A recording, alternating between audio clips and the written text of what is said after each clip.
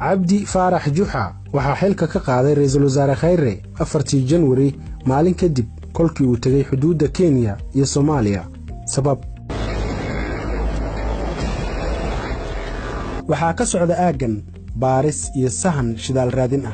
shirkadda Mallory Energy oo heshiis kula jirta Kenya ayaa wada hawshan waxayna qaabilsan tahay Block 1 dhul isku yiraahdo oo badkiisu dhan yahay 22,712 kilomitir oo isku wareeg ah waqooyi bari ee Kenya ay hawshan ka wadaa. dhulkan ayaa waxaa loo aqoon jiray NFD oo ah dhulka Soomaalida Kenya. geology ahaan dhulkan ayaa waxaa loo yaqaanaa Karoo waxaana laga helaa dhagxaan iyo ciid isku mid ah iyadoo markaas ku faafsan ilaa gudaha Soomaaliya iyo dhulka Soomaali galbeed. dhanka Itoobiya waxaa ka socda qodis shidaal ceelasha laga helay halka ayaa loo yaqaanaa Ogaden Basin.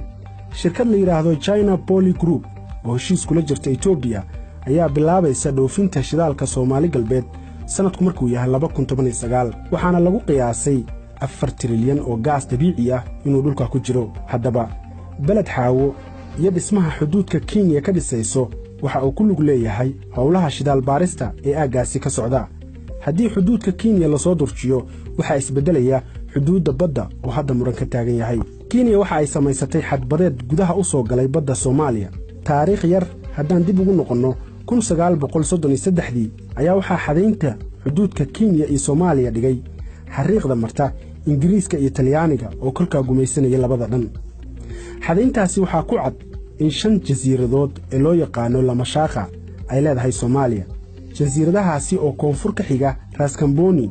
cabirka xuduudda badda ee Kenya samaysatay waxa uu dhexda ka maraa jasiiradda ugu weyn 5 jasiiradood ee Lamashaaqa.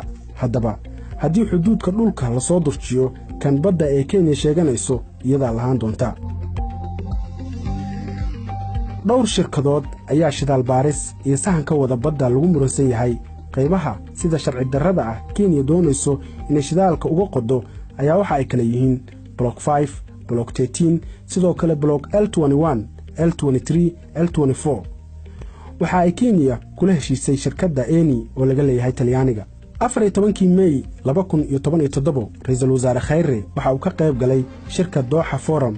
sidoo kale waxa shirkaasi ka qayb galay Andrew Jema oo director ka ah shirkadda Eni oo heshiis shidaal sahmin iyo qodis kula jirta Kenya gaar ahaan xuduud badeedka Soomaaliya. lama shaacin waxa kulankaasi looga wada hadlay laakiin shirkadda Eni waxa ay doonaysaa khilaafka badda Soomaaliya in lagu xalliyo goob aan maxkamad ahayn. sidoo kale lama shaacin sababta xilka looga qaaday cabdi faarax juxa kaas oo muddooyinkan ku sugnaa aagaga xuduudda Kenya iyo Soomaaliya waana su'aal u baahan in jawaab loo helo. waxaan u mahadnaqay si wanaagsan ee loo soo dhaweeyay.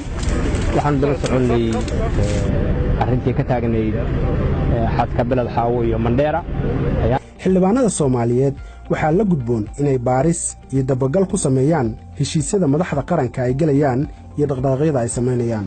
Kenya xuduudda hadda sida u taala haddii la yiraahdo badii la cabiro si badbadikulaar u dhacdo waxay ku helaysaa ma jirto. way diidan tahay waxay leedahay heshiiskii weli rabtaa oo xuduudan bariga ay sidaa u soo qaloocinayso sidii inoo sheegay. meel badda si badbadikulaara ay ugu dhacdo wax ku helaysaa iyo raadinaysaa.